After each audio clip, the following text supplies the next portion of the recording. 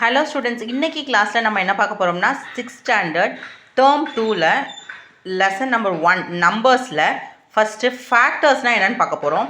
A factor is a number that divides the given number exactly, gives remainder 0.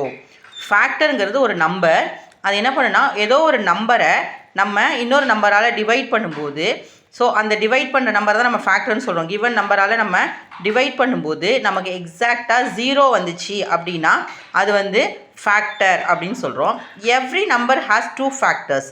அதாவது எல்லா நம்பருக்குமே கண்டிப்பாக 2 factor இருக்கும். ஒன்று அந்த நம்பர், இன்னொன்று 1. ஸோ இது ரெண்டுமே தான். எந்த நம்பரோ அந்த number, so that is 1 and the number itself. So அந்த நம்பர் அதுக்கப்புறம் 1, இது ரெண்டும் கண்டிப்பாக எல்லா நம்பருக்குமே வரும். So every factor of a given number is less than or equal to that number. So கண்டிப்பாக அந்த நம்பரும் ஒரு ஃபேக்டர் நம்ம சொல்லிட்டோம். ஸோ அப்போ கண்டிப்பாக அந்த நம்பருக்குள்ள ஃபேக்டர் என்னவாக இருக்கணும், ஒன்று அந்த நம்பராக இருக்கணும், இல்லைனா அதுக்கு கீழே லெஸ் தென் நம்பராக தான் இருக்க முடியும்.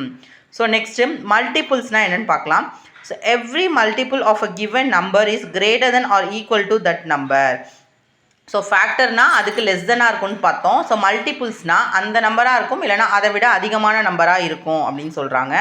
So multiple of 7 are 7, 14, 21, 28. So இப்போ 7ஓட மல்டிப்ளைஸ் என்னென்னு பார்த்தோம்னா, ஸோ நம்ம டேபிள் சொல்கிற மாதிரி தான். 1 7 is 7, 2 7s are 14, 3 7s are 21, 4 7s are 28. So அந்த ஆன்சர்ஸ் எல்லாமே என்னென்னா மல்டிபிள்ஸ். ஓகேவா?